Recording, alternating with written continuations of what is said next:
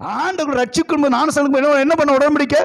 ஆண்டவரே பரிசுத்தம் வாழ்வு, உண்மையா வாழ்வு, நீதியா வாழ்வு, சாட்சியா வாழ்வு, உண்மை மறிக்கிற நிலைமை வந்தாலும் ரத்த சாட்சியை மறிப்ப சொல்லி ஞானஸ்நானத்தை உடன்படிக்கை பண்ண இல்லை. அந்த உடன்படிக்கையில் உத்தமனா இருக்கிறையா? அதுக்கப்புறம் எத்தனை பாவங்கள், எத்தனை அயோக்கியத்தனங்கள், எத்தனை. ஆனால் கிருபை என்ன செய்யறாரு ஆண்டவர்? ஆண்டவரே தெரியாம தப்பு செஞ்சா மன்னிக்கிறார். இப்படி ஆண்டவர் நம்மளை பற்றி கேட்கிறாரு. மன்னிப்பு கேட்கும்போது மன்னிக்கிறார். அது பேர் என்ன? கிருபை. ஏன்?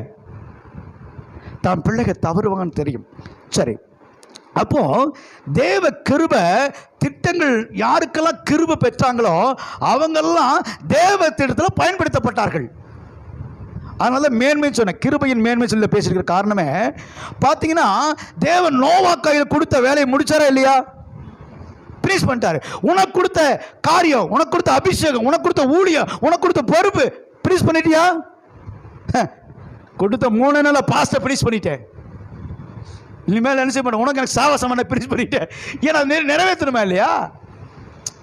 நம்ம கொடுக்கப்பட்ட காரியம், நம்ம எடுத்துக்கொண்ட திட்டம், இனிமேல் நான் கரெக்டாக இருப்பேன் நம்புறாரு. வாக்கு பண்ணிக்கிறான். நீ உத்தமனா இருப்ப. அந்த காரியத்தில் வாக்கு பண்ணதில்ல, வாக்கு மாறிடுறோம். என்னால் முடியாது, என்னால் செய்ய முடியாது, வாக்கு மாறுறோம். பிசாசு சொல்லுவான், நான் ஆரம்பத்திலே சொல்லலை இவன் மேல் நம்பிக்கை வைக்காதீங்கன்னு சொல்லி. இவன் ஆள் சரியில்லைங்க, இவன் சரியில்லைங்க அப்படின்வான். ஆண்டோட முகம் எப்படி இருக்கு நினைக்கிறீங்க? சந்தோஷமாக இருக்கும். யாராவது நம்ம குடும்பத்தை உன் பிள்ளை வேணும் நம்ப வேண்டாம் பற்றி உன் பிள்ளை இப்படி ஏமாத்திரன்னு சொல்லும்போது நமக்கு வெக்கமாக அவமானமாக இருக்கு, கூணிக்கிடுவோம். இப்போ அப்பா அப்படியே கூணிக்கிடுவார். அப்படியா? அவர் கூணியில குறுக்க மாட்டார். நீதிமான் 7 தடவை விழுந்தாலும் எழுந்திருப்பான். என்ன ஆண்டு சொல்லுவார், என் பையன் எந்திரிச்சு வருவான், இன்னும் பலத்தோட வருவான், அவன் எனக்கா காத்திருக்கிறான். அது பேர் கிருபை. என் பையன் திரும்ப வருவான், என் பிள்ளை திரும்ப வரும், என் ஊழியத்தை செய்வாங்க, என் காரியத்தை செய்வாங்க, அவர் மேல் கிருபையா காத்திருக்கிறாரு. நம்பிக்கை வச்சு, ஐயோ என் கிருபை போயிருச்சு, என் தாளந்து போயிருச்சு, என்னுடைய அன்பு போயிருச்சு, என்னுடைய எல்லா ஜெப வாழ்க்கை பரிசுத்தம் எல்லாம் எழுதிட்டியா?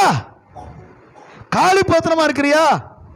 வா, புது கிருபை தரேன், புதிய ஆசீர்வாதம், அதை விட பலன் 100 மடங்கு, அதை விட ஆசீர்வாதம், அதை விட கணம். நீ இழந்து போயிட்ட, ஐயோ நான் அவ்வளோ ஆசீர்வாதமா இருந்தேன், அப்படி மேன்மையா இருந்தேன், ரைட்டு, இப்போ இழந்துட்டியா? டோன்ட் வரி, கவலைப்படாத, திரும்ப எடுத்துக்கலாம்.